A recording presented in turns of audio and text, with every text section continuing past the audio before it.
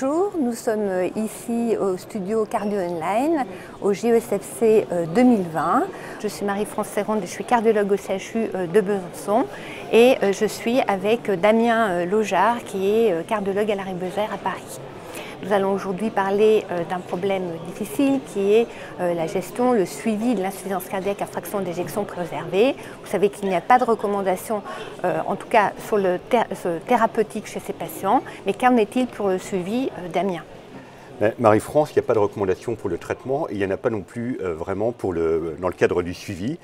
Néanmoins, on va essayer de dégager quelques pistes et la première chose à se rappeler, c'est que l'insuffisance cardiaque à effet préservé est particulièrement hétérogène avec des profils patients qui sont quand même assez divers les uns des autres et probablement une des bonnes choses à faire est déjà de repérer les patients les plus à risque de réhospitalisation ou d'aggravation au fil du temps. Effectivement, c'est une population, tu l'as dit, très hétérogène, qui a de nombreuses comorbidités, qu'il faut bien sûr traiter, en faisant appel probablement aussi à d'autres spécialistes comme les gériatres. C'est une population âgée, beaucoup de diabétiques, beaucoup d'hypertendus.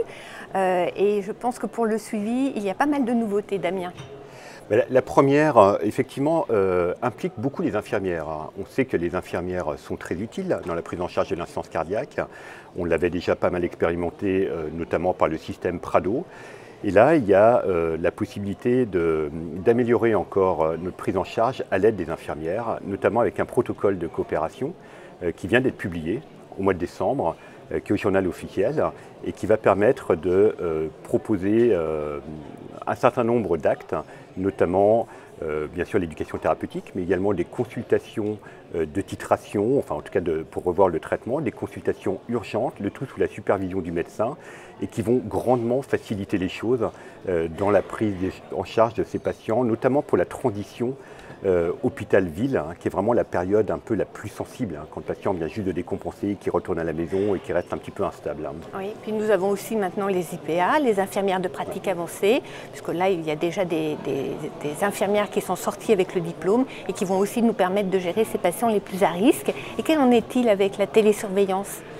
La télésurveillance est utilisable dans le cadre du programme ETAP déjà depuis un peu plus de 3 ans.